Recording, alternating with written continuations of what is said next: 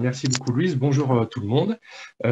Donc, je suis Benoît Lepage, je travaille à la direction régionale Jeunesse et Sport, donc les services de l'État déconcentrés dans la région Grand Est, et je suis le référent régional sur le service civique.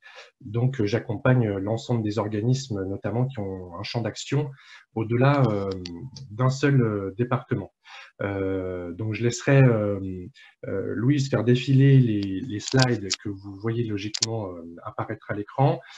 Suite à ma présentation qui durera un quart d'heure, 20 minutes, il y aura un temps où je répondrai aux questions qui ont été laissées dans le chat.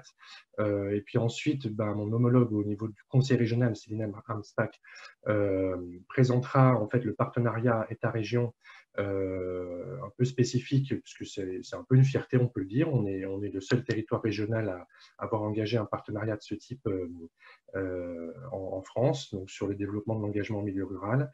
Et puis, s'en suivra une intervention de Parcours Le Monde, qui est une structure que nous avons financée conjointement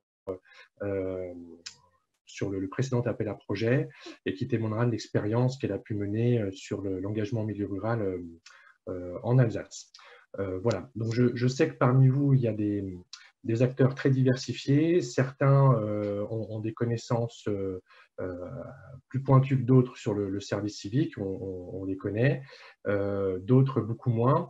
Donc la présentation que je vais vous dérouler, elle est très, très synthétique. C'est une manière de reposer le cadre général du service civique, ses grands principes, les modalités pour obtenir un agrément et accueillir des jeunes volontaires. Donc, c'est une manière de reposer un petit peu la définition de ce programme et la manière dont il s'inscrit en termes de droits, d'obligations. Bon.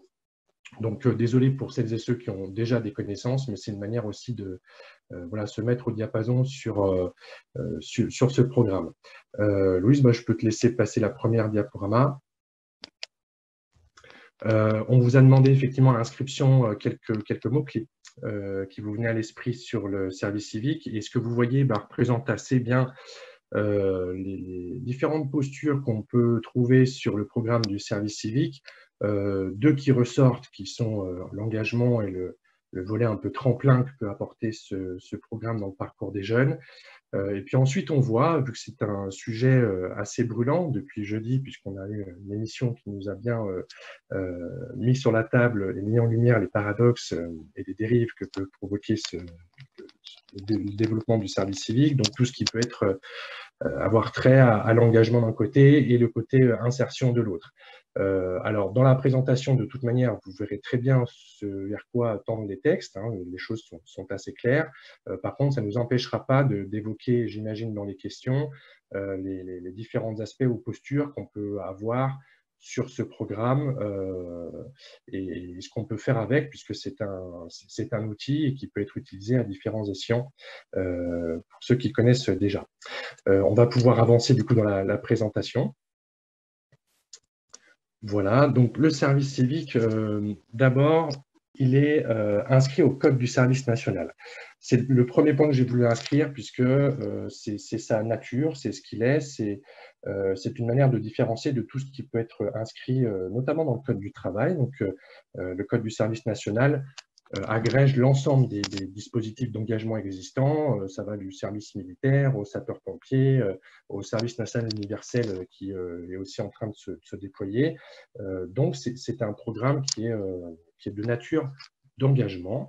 Donc, à partir de là, il n'est pas un stage, il n'est pas un contrat aidé, il ne fait pas partie de l'emploi. Qu'est-ce qu'il propose? Donc, il propose à des jeunes de s'investir sur une mission d'intérêt général. C'est pour ça que les organismes qui sont éligibles pour accueillir des jeunes sont forcément adossés à l'intérêt général, donc des collectivités, des services institutionnels ou des associations qui peuvent donc proposer à des jeunes des contrats de 6 à 12 mois. Donc, il faut effectivement 6 mois minimum pour qu'un service civique soit validé et le contrat peut tendre jusqu'à 12 mois. Le temps de mission dédié aux jeunes est donc de 24 heures par semaine minimum, et on peut aller jusqu'à 48 heures, mais c'est assez rare. Ces missions d'intérêt général sont accessibles à tous les jeunes et sans condition de diplôme ou de qualification, donc on n'a pas le droit de demander des prérequis à des jeunes qui souhaiteraient intégrer une mission, donc il faut aussi penser les missions de manière à ce qu'elles soient accessibles à tous les jeunes. Ces missions, elles concernent 9 domaines d'intervention. C'est de l'intérêt général et ce sont des domaines reconnus prioritaires pour la nation. J'en cite quelques-uns: la culture, l'éducation, l'environnement, la solidarité, le sport, la question de mémoire ou la santé. Il y en a d'autres que vous pourrez retrouver sur le site du service civique, mais c'est pour vous donner une idée un peu plus précise. On peut avancer sur le point, voilà. Les jeunes donc, ont un statut de volontaire, donc ils ne sont pas encore une fois stagiaires ou salariés. Ils perçoivent une indemnité, j'insiste bien sur les termes. Donc une indemnité, ça veut dire qu'ils ne cotisent pas. On réalise 6 mois de service civique et on n'a pas le droit au chômage en sortant d'une mission. Et cette indemnité, elle a une valeur totale de 580 €. On a exactement 472,42 € qui sont versés aux jeunes directement par l'État, via les agences de services et de paiement. Et puis ensuite, chaque organisme qui accueille un jeune a l'obligation de verser une indemnité de 107,58 € exactement à chaque jeune tous les mois. Cette somme peut être versée en numéraire ou en nature, c'est-à-dire qu'on peut valoriser par exemple la prise en charge de transport en commun pour que le jeune se rende sur la mission, et à ce moment-là, on peut lui déduire cette prise en charge des 107,58 €. Par contre, ça demande une comptabilité assez pointilleuse, et puis c'est quelque chose qu'on vous incite à laisser au choix du volontaire, puisque l'indemnité n'étant pas très importante, souvent les jeunes, et c'est normal, préfèrent percevoir les indemnités en numéraire. Alors, pour qui le service civique a été construit? D'abord pour les jeunes, comme je disais, de 16 à 25 ans, donc jusqu'à la veille de son 26e anniversaire, on peut intégrer une mission de service civique. On peut également, c'est le point suivant, intégrer une mission jusqu'à l'âge de 30 ans si on se trouve être en situation de handicap reconnu. Voilà. Le seul critère de sélection, logiquement, pour intégrer une mission est la motivation. Donc, c'est l'unique exigence, logiquement, que vous pouvez avoir lorsque des jeunes se présentent à vous. Ça va être leur posture de motivation qui peut jouer sur le fait que vous les sélectionnez ou pas. Voilà. Où est-ce que peut se réaliser le service civique? Donc, j'ai évoqué les associations, donc elles peuvent être d'ordre de fédération, des ONG. Ça peut être, point suivant, dans les collectivités territoriales, grand enjeu de développement puisque peu accueillent encore de volontaires au niveau national. Dans les établissements publics, donc les hôpitaux, les musées, les universités. Depuis 2017, les bailleurs de logements sociaux ont également la possibilité d'accueillir des volontaires. C'est vrai que ce n'est pas encore très développé. Et puis au sein des services institutionnels, donc les écoles, les préfectures, gendarmerie, qui ont des agréments au niveau national. Et puis le service civique, il est réalisable en France et également à l'étranger. Donc pour ça, c'est un peu spécifique, mais on peut avoir des partenariats avec des associations à l'étranger. Il faut qu'il y ait un certain nombre de vérifications qui soient effectivement de mise, mais les jeunes peuvent réaliser leur mission du coup également dans d'autres pays.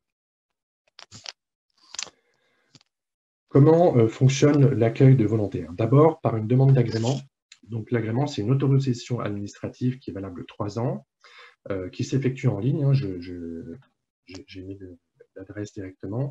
Alors, à savoir que donc, on se répartit, c'est l'instruction et la validation de ces agréments. L'agent du service civique va s'occuper de l'ensemble des agréments nationaux, donc qui peuvent avoir cours sur plusieurs régions de France, que ce soit des ministères, des fédérations associatives nationales, etc. Au niveau de la région, on va nous valider les agréments des structures qui ont des actions sur plusieurs départements des régions. Et puis, mes collègues qui sont en direction départementale vont instruire les agréments qui vont être demandés au niveau local, donc sur les structures dont les actions ne dépassent pas les départements. C'est pour vous expliquer que quand vous allez rentrer votre demande d'agrément en ligne, on vous demande de spécifier votre champ d'action. Il faut bien là être vigilant à cocher le bon rayonnement. Qu'est-ce qu'on vous demande dans cet agrément? D'abord des informations sur votre organisme, vos mails, contacts, etc. On va vous demander la manière dont vous allez accueillir et accompagner les volontaires. Ça fait partie des obligations J'y reviendrai un petit peu plus tard. Le cœur de l'agrément, c'est la mission. Donc, on vous demande de détailler ce que vous allez confier aux volontaires pour qu'on s'assure que ça rentre bien dans le cadre du service civique et que ce ne soit pas une substitution à l'emploi. Une simplification simple à faire de votre côté, c'est est-ce que si j'enlève la mission, ma structure tourne comme avant ou pas? Si la réponse est non, c'est que vous n'êtes pas sur du service civique en termes de démarche. Et puis, on va vous demander un certain nombre d'éléments administratifs, une délibération notamment, vos comptes et un budget prévisionnel. Nos services ou l'agence ont 3 mois pour statuer sur une demande que vous effectuez en ligne, le silence vaut accord. Donc pendant ces 3 mois, on peut faire plusieurs allers-retours pour vous demander des précisions, des documents à jour. C'est aussi des fois un travail qui s'effectue entre les services et les structures, qui est en lien aussi avec l'impact au territoire, puisque selon les départements, le service civique peut avoir des couleurs qui sont un peu différentes. Et mes collègues, du coup, accompagnent les organismes pour que tout ça se lie au mieux. Donc ça, c'est la première démarche, c'est l'agrément, c'est ce qu'on plébiscite, puisqu'il s'agit d'avoir à soi une posture et une démarche individuelle sur la manière dont on voudrait développer l'engagement des jeunes à travers sa structure.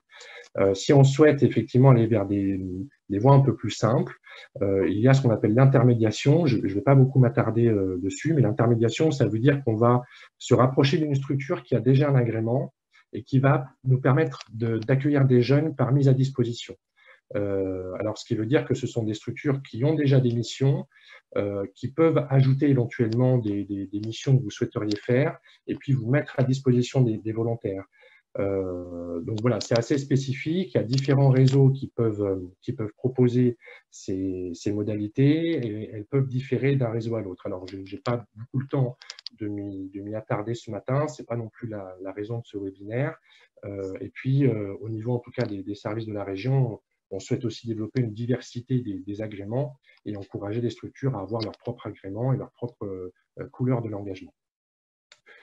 Une fois que l'agrément est obtenu, il y a des choses qui se mettent en place, notamment des subventions qui sont de plusieurs ordres. Une première subvention qui est versée à l'ensemble des organismes et qui va permettre à vous aider aux formations obligatoires.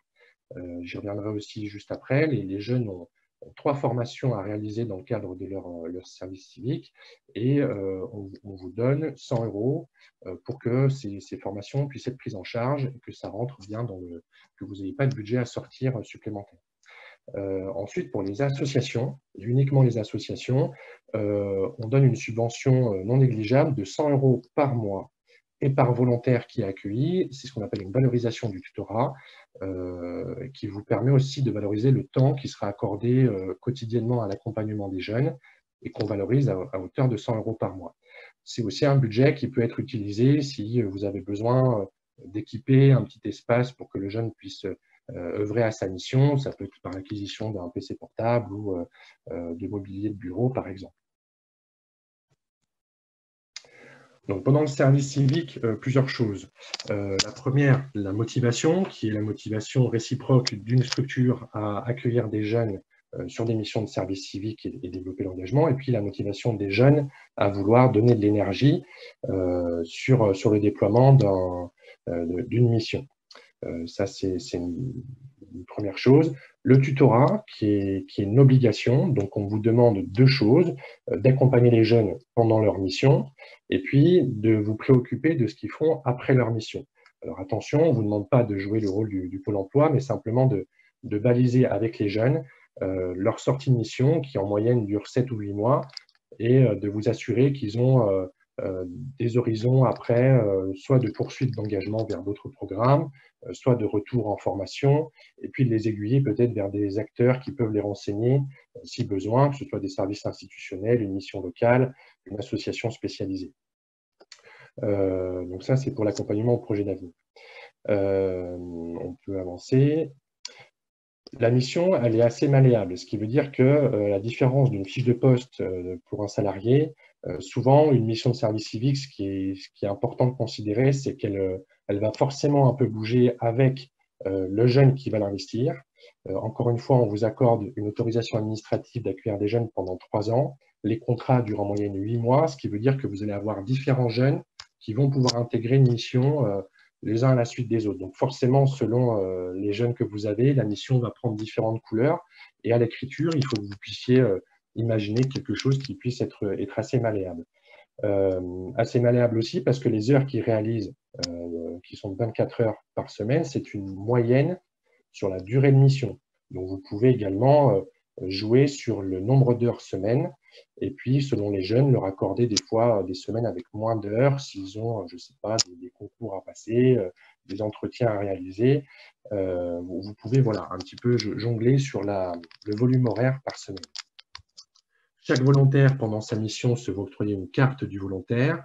Cette carte-là leur est envoyée par voie postale, par l'agence du service civique, et leur ouvre des droits, comme les étudiants, à pas mal de services de réduction et d'accès facilité. Les formations obligatoires, donc j'ai parlé des 3 formations que doivent suivre les jeunes pendant leur service civique. Donc, ils ont 2 journées théoriques à suivre. Ce sont des journées d'échange avec d'autres volontaires.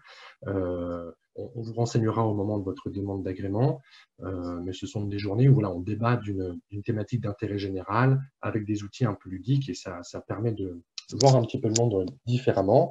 Et puis, on leur demande également de passer le PSC1, donc la formation de premier secours, qui est également financée par l'État, et vous avez les budgets pour. Du côté des organismes, tous les tuteurs ont l'obligation de suivre une journée de formation également. Et il y a un marché qui existe avec la Ligue de l'enseignement et Unicité notamment, qui délivre sur tous les territoires des formations. Elles sont gratuites. Et il y a au moins une journée à suivre pour tous les tuteurs qui sont identifiés. Pour les volontaires, leur indemnité est cumulable avec les allocations qu'on peut connaître un peu lambda pour les jeunes, notamment le logement ou l'allocation pour les personnes en situation de handicap. Donc c'est important de le savoir puisqu'il faut y veiller quand les contrats se signent. Tous les volontaires, on vous le recommande, doivent se tourner vers la CPAM pour se faire identifier comme volontaire et du coup avoir une couverture sociale complète au niveau de l'assurance maladie, ce qui est plutôt intéressant. Et puis, point suivant, des situations cumulables. Effectivement, le service civique, c'est un programme d'engagement, ce qui veut dire qu'un jeune peut être également étudiant à côté. Il peut également cumuler avec un contrat de travail. Alors, il ne peut pas le faire dans la même structure dans laquelle il exerce sa mission, c'est très important. En gros, vous ne pouvez pas avoir un animateur BAFA qui va vous faire quelques heures par semaine et puis lui faire changer de casquette pour qu'il soit volontaire en service civique un nombre d'heures sur le restant de la semaine. Voilà, mais il peut très bien, un peu de manière cliché, travailler dans un fast-food le week-end et puis réaliser sa mission la semaine. Après, il faut être vigilant du coup au volume horaire et au bien-être des volontaires. Quelques points de vigilance que je souhaite vous soumettre aujourd'hui. Effectivement, on en parle beaucoup depuis la semaine dernière, la porosité à l'emploi, qui a été fortement accentuée par la massification du programme, qui a été également accentuée par la réduction des emplois aidés dans le milieu associatif et notamment à travers la crise qu'on a tous connue, la fragilité économique peut, dans certains secteurs, aspirer les volontaires sur des tâches ou des missions qui ne seraient pas de l'ordre du service civique. Donc, ça, c'est un énorme point de vigilance de nos services sur lequel on vous invite à être très, très vigilant quand vous concevez vos projets de mission. Un autre point de vigilance important, c'est, je vous parlais des agréments nationaux, qu'ils soient ministériels ou dans les grandes fédérations associatives. On peut remarquer quand on va sur les territoires que cette structuration du national vers les territoires peut des fois être compliquée. Il y a la déperdition d'informations qui peut s'opérer. Du coup, avec des structures locales qui ont une méconnaissance du programme, qui n'en connaissent pas les tenants et aboutissants, et puis surtout des jeunes qui du coup maîtrisent moins leur statut et leurs droits et devoirs, c'est un autre point de vigilance. Et puis c'est vrai que les volontaires, je parlais de méconnaissance pour les jeunes, mais la plupart viennent pour trouver une solution économique ou pour confirmer un champ d'orientation ou d'insertion. Bon. À partir de là, ils viennent réaliser des tâches contre de l'argent qui tombe dans leur poche. La plupart ne saisissent pas le statut de volontaire qui est spécifique, qui n'est pas celui du stagiaire ou de celui de l'employé. Et c'est vrai que ça engendre beaucoup de points de tension ou de souffrance, puisqu'on a des jeunes qui peuvent se sentir lésés par rapport à des employés, parce que les missions peuvent être des fois très proches de ce que réalisent les employés. Voilà, du coup, on a ce point-là qui est très important à baliser dès l'accueil des volontaires. Donc, dans votre agrément, c'est un point très, très important de savoir comment vous allez expliquer aux jeunes quand il arrive ce qu'il va faire dans la structure, en quoi il est différent d'un salarié, comment vous allez l'accompagner, quels sont ses droits et devoirs, etc. Donc, voilà pour les points de vigilance. On peut passer au point d'après. Les ruptures anticipées qui sont aussi un point important. Pas mal de jeunes, notamment les plus diplômés, peuvent mettre fin à leur mission de manière plus rapide que d'autres, parce qu'ils vont utiliser le service civique comme un marchepied vers l'emploi. Et puis les structures, des fois, attention, mettre fin à des contrats de manière anticipée, de manière assez brutale, c'est quelque chose qu'il faut bien baliser avec les jeunes. Je vous conseille par écrit de bien baliser les étapes d'une rupture de contrat. Vous puissiez leur dire, voilà comment chez nous, on envisage de rompre le contrat si jamais il y a X ou Y fautes et lesquelles qui seront commises, etc.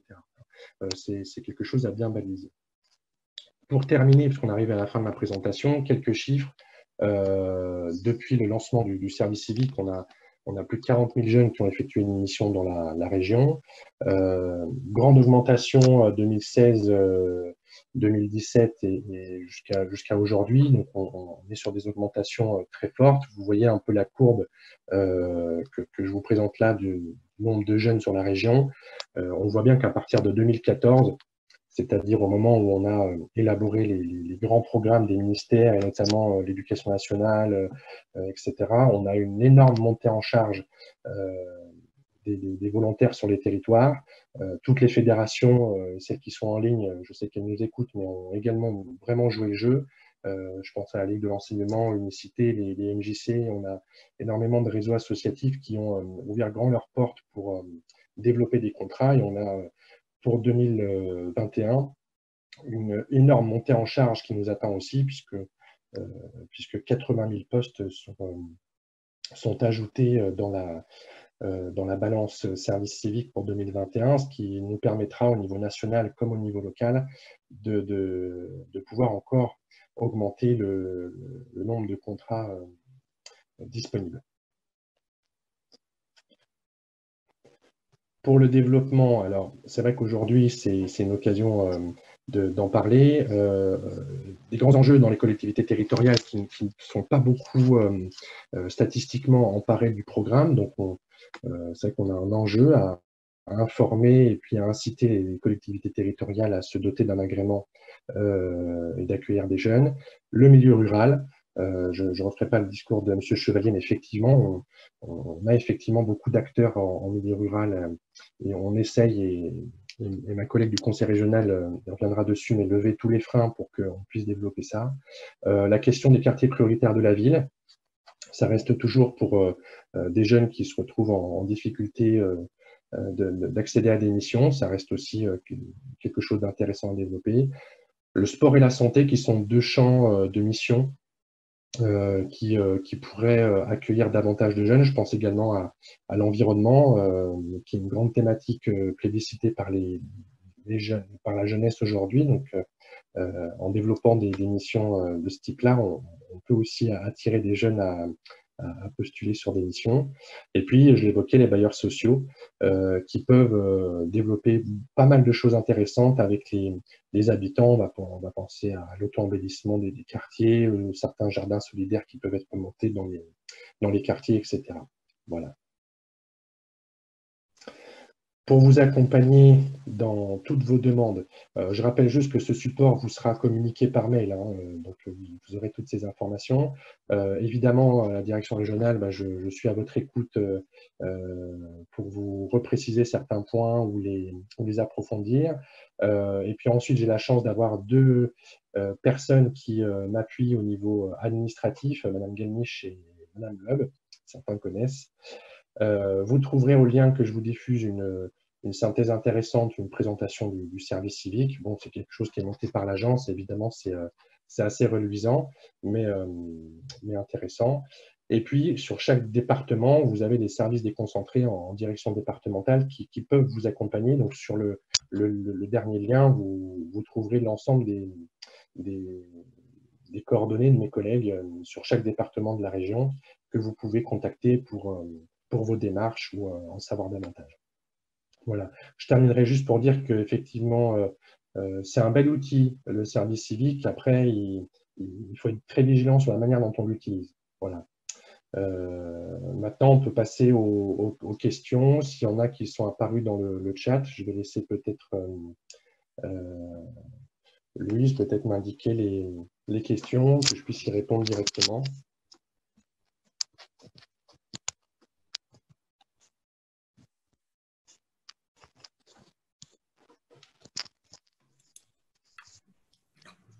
Pour le moment, je n'ai pas de questions visibles. Vérifie.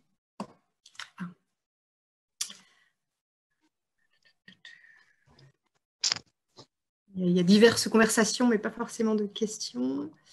Une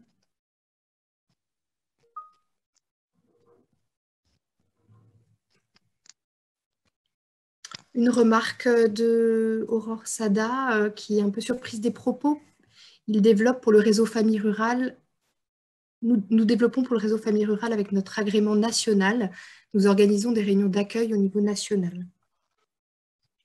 Plus une remarque. Après, évidemment, j'ai noté des points de vigilance. Donc je ne suis pas en train de dire que tous les acteurs nationaux voilà, peuvent avoir des dysfonctionnements. On remarque juste qu'effectivement, plus les organisations peuvent être descendantes et structurées avec énormément d'antennes, etc., on peut avoir voilà, des déclinaisons locales qui peuvent s'avérer plus complexes. Voilà. C'est quelque chose d'ordre général. Ça ne veut pas dire que tous les acteurs nationaux, évidemment, connaîtraient le même dysfonctionnement. On a souvent, bon, je vais mettre les pieds dans le plat, hein, les pieds dans le plat, beaucoup de questions sur le service civique emploi, service civique stage. Depuis jeudi, et puis voilà, on va le dire, à l'émission d'Élise Busset, on a eu beaucoup de réflexions à chaud sur Internet, sur ce programme-là. C'est vrai que c'est un programme d'engagement citoyen. Évidemment, il va servir les jeunes dans leur parcours d'insertion. On ne va pas leur enlever ça et c'est, je trouve, normal. On va avoir beaucoup de jeunes qui, selon leur champ de formation, vont investir des missions de service civique pour confirmer leur choix d'études, de formation, d'insertion, pour se faire un réseau, pour consolider leur chance d'avoir un contrat de travail plus solide. Donc, ça, c'est une chose. Après, ensuite, nous, il nous appartient à la fois à l'État, mais également à tous les organismes qui déploient des missions, de rester dans le champ réglementaire, c'est-à-dire que les missions n'ont pas de lien ou de porosité avec ce qui peut se faire par ailleurs par des salariés. Je vous prends l'exemple de mission type sur l'animation. Un volontaire peut très bien être en lien avec des enfants, des adolescents ou des adultes pour proposer des choses, mais par contre, il n'est pas animateur, donc il n'est jamais seul en charge d'un groupe, il n'a pas la responsabilité de gérer ou d'encadrer un groupe, ce sont des activités réglementées et qui doivent être menées par des salariés et des professionnels, et dans ce cadre-là, sous la surveillance, la responsabilité de quelqu'un, un volontaire peut tout à fait proposer des choses. De même qu'on ne peut pas donner la communication de son association à un volontaire. Il faut qu'on ait un chargé de communication qui ait en main un site internet, des supports, et puis que des jeunes viennent y proposer éventuellement des choses. Mais on a toujours ce côté de optionnel. C'est si j'enlève ce que fait le volontaire du jour au lendemain, est-ce que ça a un impact sur le fonctionnement général de mon organisme? Si la réponse est oui, s'il y a une dégradation du fonctionnement général qui serait constatée par le retrait des volontaires, c'est qu'il faut modifier son approche et la mission qu'on va confier. Donc, évidemment, aujourd'hui, le service civique participe à l'insertion des jeunes.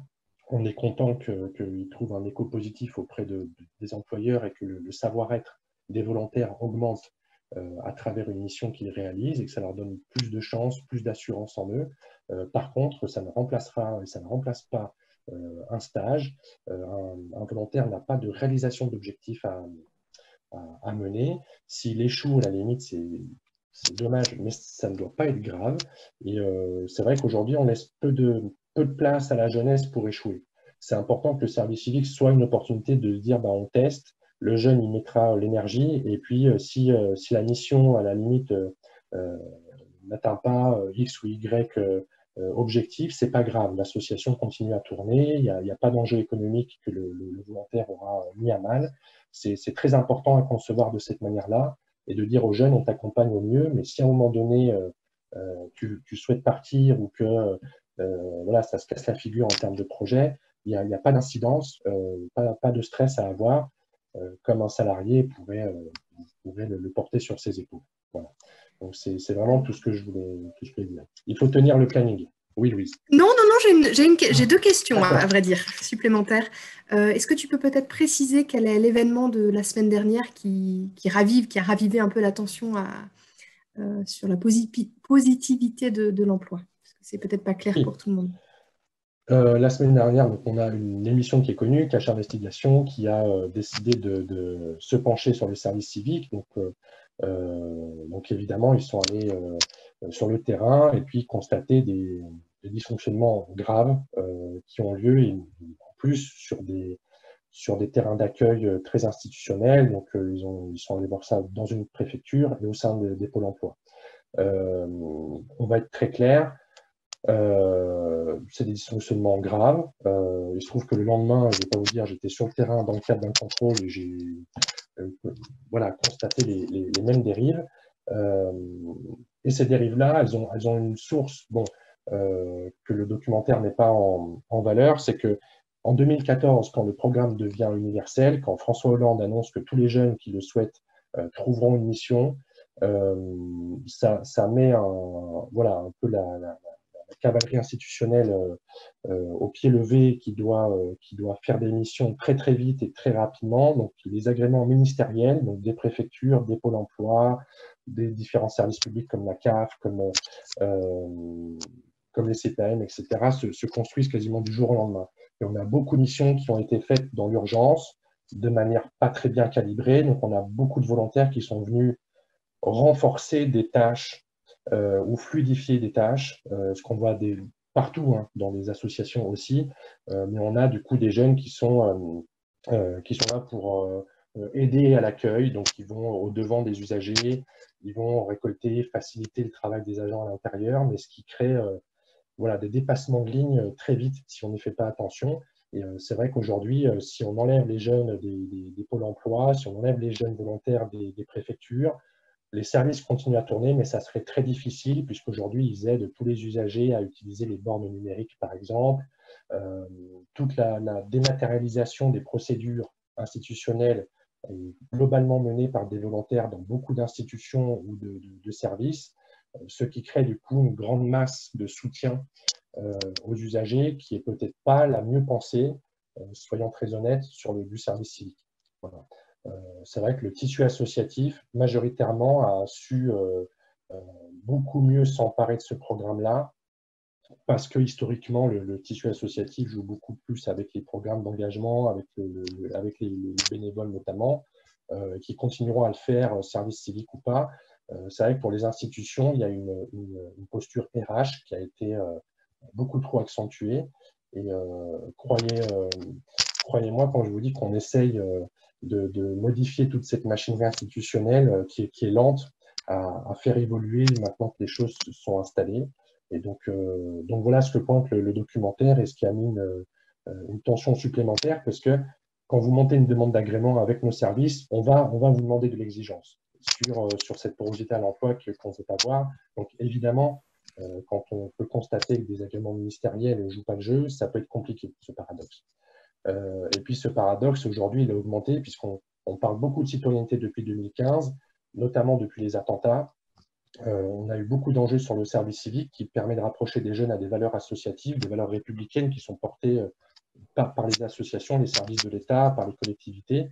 Depuis la crise sanitaire, on a vu émerger aujourd'hui ce qu'on appelle le plan Un jeune, une solution, donc, qui place le service civique aussi sur une manière d'assurer une forme d'autonomie, de découverte de champs d'action par les jeunes des territoires. Ce qui nous place, c'est vrai, c'est vrai, sur un équilibre qui est dur à mener entre le volet citoyen et le volet insertion, découverte d'un champ d'activité pour investir les jeunes. Du coup, c'est à tout le monde que j'envoie le message. Nous, les premiers, on tend à avoir la plus grande vigilance pour que les choses soient dans les clous. Et je vous invite également à le faire. C'est ce qui se passe quand vous montez un agrément avec nos services. C'est tout un dialogue pour que les missions, l'accompagnement et que le volet réglementaire soit le plus solide possible et que les choses se déroulent au mieux. Voilà. Merci Benoît. Je laisse Monsieur Chevalier également te poser une question. Oui, merci. Je voudrais quand même effectivement aller dans le sens de, par rapport à l'émission de Cache Investigation. Enfin, je crois qu'il ne faudrait pas non plus jeter le bébé avec l'eau du bain. Je crois que voilà, ce qui a été mis en avant, c'est quelques éléments, mais franchement, aujourd'hui, la plupart des structures, qu'elles soient collectivités, qu'elles soient associations, enfin, tous ceux et toutes celles qui accueillent des services civiques le font de manière extrêmement claire, précise, dans l'intérêt du jeune. Je peux en témoigner que c'est extrêmement bien contrôlé. Et puis, il y a un autre élément, c'est que justement, l'abondance de services civiques aujourd'hui fait que les jeunes, quand même, sont de plus en plus regardants, dans certains cas, sur les missions qui sont proposées. Donc, il y a une forme aussi de concurrence qui est en train de s'opérer. Alors, pas partout, mais en tout cas, plus les missions seront bien construites, qualitatives, plus les jeunes vont s'investir. C'est ce qu'on remarque aussi. Donc, voilà, je crois qu'il faut... moi, je n'aime pas trop ce genre d'émission qui va jeter vraiment l'opprobre sur un dispositif qui a fait ses preuves et surtout sur des acteurs, que ce soit l'État, que ce soit l'ensemble des associations qui font leur job, quoi. Et rentrer dans une démarche d'accueil de services civiques dans une entité, c'est pas simple parce qu'il y a aussi des freins en interne, parce que c'est du temps d'accompagnement du jeune. Donc, il faut aussi, à un moment donné, tirer son chapeau sur ceux et celles qui s'engagent et pas pour remplacer de l'emploi. Ça, c'est le premier point. Le deuxième point, j'ai une question plus technique tout à l'heure. Monsieur Lepage, je devrais être le spécialiste aussi du service civique à la région, mais humblement, il y a des trous dans la raquette parce qu'il me concerne. C'est sur l'aspect social. Les jeunes sont dépendants du régime général, comme des salariés, mais bénéficient-ils, lorsque vous êtes dans une entité qui a une couverture complémentaire obligatoire, de cette couverture? Parce que parfois, je ne sais pas dans quelle case on les met aujourd'hui dans certaines entités employeuses. Nous devons avoir des contrats collectifs obligatoires. Est-ce que ces jeunes peuvent en bénéficier ou, de par leur statut, ils peuvent bénéficier des dispositifs de droit commun, ex-CMU par exemple? Voilà, c'était parce qu'on ne sait pas très bien parfois où les situer en matière de droit. Voilà, on sait que ce n'est pas des salariés, mais voilà, c'est un petit détail parce que je pense que il faut bien faire vis-à-vis de ces jeunes parce qu'on s'est aperçu aussi, je ne sais pas si vous en êtes d'accord, mais que parfois c'était l'antichambre de l'emploi. C'est que certains faisaient un service civique, était une manière pour eux de commencer à rentrer dans le milieu de l'entreprise ou de l'emploi, avec ses règles, avec ses codes, mais sans forcément avoir la pression. Voilà. Donc, je voulais aussi savoir sur l'approche, le cadre réglementaire et notamment sur la partie santé, puisqu'elle est importante quand même pour des jeunes, dont on sait qu'une grosse partie, et notamment dans ce public-là, a un renoncement aux soins. Merci. Alors, je vais vous répondre de mémoire. Donc, évidemment, je vais vérifier. Je n'hésiterai pas du coup à vous envoyer des infos plus claires parce que je n'ai pas l'ensemble des guides appris par cœur, même si je commence à les avoir bien, voilà, bien parcourus. Ne faisant pas partie des salariés des organismes, de mémoire, le choix est laissé. C'est-à-dire que si la couverture proposée peut être particulièrement avantageuse pour le volontaire, à la limite, il peut y souscrire si ça présente un avantage. Par contre, à savoir qu'il va être un nombre limité en temps dans la structure, donc bon, sur 7-8 mois, ou alors il peut du coup avoir recours à toute couverture complémentaire. Si j'ai bien saisi votre question, c'est la couverture complémentaire, donc la mutuelle notamment, qui, voilà, aujourd'hui, on a pas mal de mutuelles dédiées aux jeunes qui font qui proposent des choses intéressantes. Je crois que c'est au niveau national, l'agence a fait un partenariat, je crois, avec Malakoff Médéric qui propose des choses spécifiques pour les volontaires à tarif réduit. Mais ensuite, si d'autres mutuelles proposent des choses, les volontaires ont le choix. Ouais, c'est peut-être parce qu'en fait, l'employeur prend à minimum 50% de la cotisation de la complémentaire lorsqu'il est. Voilà, c'est pour ça. Donc, on peut lui faire bénéficier des 50% de prise en charge, ce qui fait qu'il aura vraiment un prix relativement bas ou un reste à charge qui est relativement faible. Voilà, c'était plutôt pour ça, pas pour lui faire souscrire une mutuelle, mais oui. C'est plutôt pour dire est-ce qu'il a le droit à ces 50%, 60% d'abattement que l'entreprise, ou en tout cas l'entité employeuse, est obligée de faire aujourd'hui. Voilà, c'était ma question. Mais vous y avez répondu, je vous en remercie. Pas de souci. Ce qui me permet de faire aussi un autre lien, puisqu'il y a pas mal d'organismes qui peuvent avoir des avantages à proposer. Je pense aux collectivités, par exemple, qui ont proposé l'accès aux formations du CNFPT. Donc, je précise pour ceux qui ne connaissent pas, mais les CNFPT sont des organismes de formation spécifiques aux collectivités qui proposent plein de choses intéressantes pour les agents des collectivités contractuelles ou titulaires, peu importe. Donc, il y a des collectivités qui ouvrent ces formations volontaires. Par contre, attention, dès que vous ouvrez des avantages aux volontaires, notamment en type de formation, ils deviennent stagiaires. Donc, vous devez vous acquitter, comme sur les stagiaires, de certaines cotisations. Si on parle bien de formations qui sont délivrées à des agents salariés également de vos organismes. Si vous avez des formations dédiées à des bénévoles, vous pouvez faire rentrer les volontaires dans le lot puisqu'ils sont considérés comme des bénévoles indemnisés, donc il n'y a pas de souci. Mais dès lors que vous leur faites profiter d'avantages dédiés à logiquement à des salariés et qui sont sujets à la cotisation, les volontaires y sont également soumis. Voilà. Petit rappel. Merci beaucoup Benoît. Je vous propose du coup qu'on